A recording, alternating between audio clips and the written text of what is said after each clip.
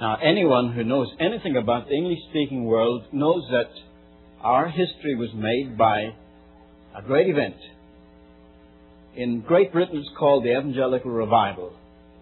We associate it with the work of John Wesley, George Whitefield. But in this country, it's called the Great Awakening. You can't read an ordinary history book without reading about the Great Awakening in America or the Evangelical Revival of the 18th century in Great Britain. But why did they need such a revival? There's a temptation to an historian to paint the picture blacker to show up the bright lights that followed.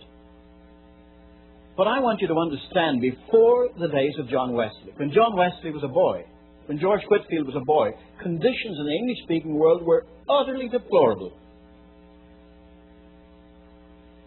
Now, you can often judge people by their sports. A great British historian, Trevelyan, said society was one vast casino. Gambling was the national pastime. Cockfighting was one of the popular diversions. The Dean of Wells Cathedral had a picture window put in the deanery so that the guests could watch cockfighting from dinner table.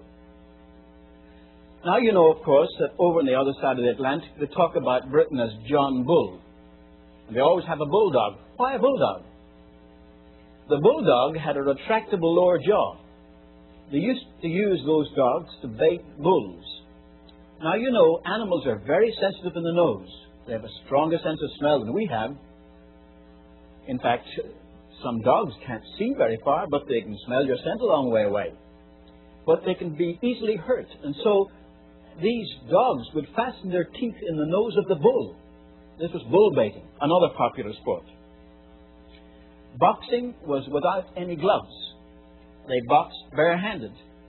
But you were allowed to keep your thumb out. And if you knock a man's eyeball out on his cheek, that was loudly applauded. These prize fighters used to pound each other to a bloody pulp. And this was tremendously popular. Drunkenness was prevalent. Now, English people tend to be beer drinkers, just as Germans do, but with the colonizing of the West Indies, rum and gin became popular. And people became outrageously intoxicated. London at that time had a population of 600,000. But one in every 6 owed his livelihood to drink. One house in every 6 in London was devoted to the sale of liquor. What did such hard drinking do to those people? Well, according to Bishop Benson of Gloucester, it made the English people cruel and inhuman. Not only that, the theatre was rotten. Addison, a famous writer, said one of the unaccountable things of utter lewdness of the stage and theatre.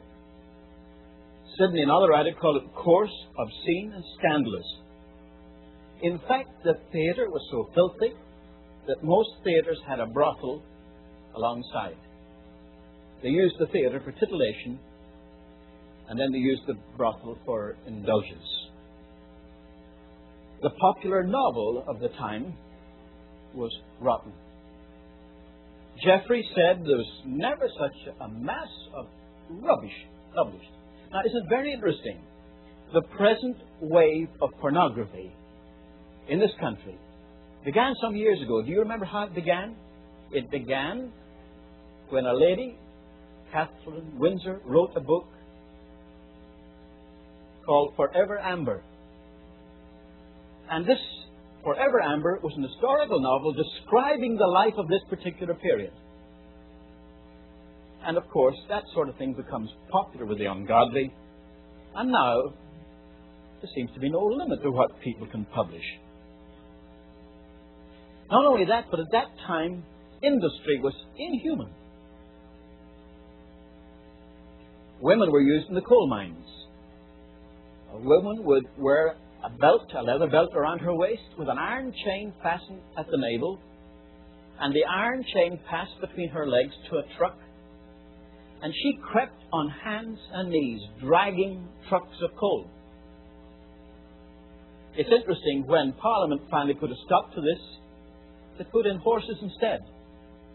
And one of the objections to getting the women out of the mines was because they'd have to make bigger mine tunnels, because you need more space for horses to drag trucks than for women to drag trucks.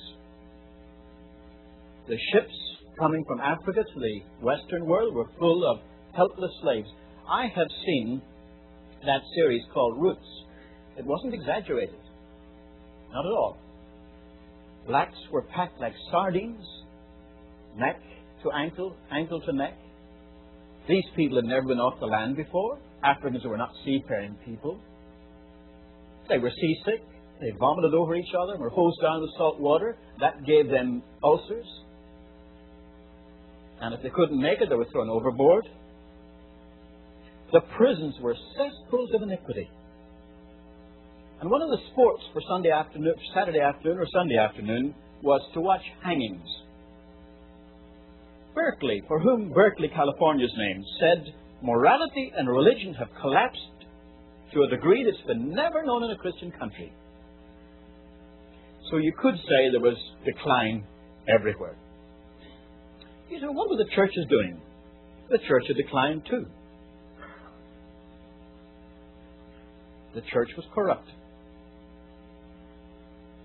Butler, the famous apologist, refused to become Archbishop of Canterbury. He says, the church is too far gone.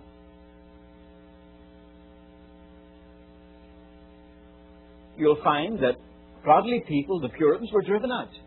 I remember when I went to stay at Oxford, I stayed in the Baptist manse at a place called Abington, 7 miles from Oxford.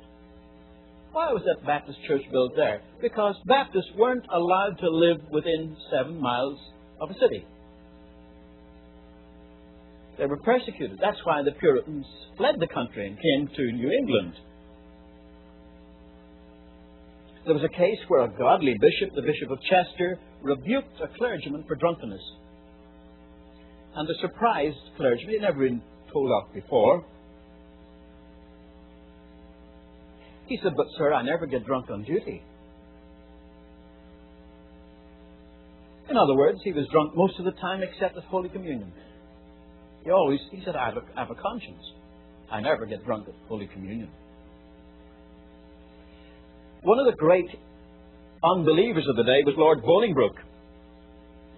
He told the clergy in a meeting in London that the greatest miracle of Christianity was that the preaching of it was committed to such an ungodly bunch as they were. You say, well, what about the others? What about the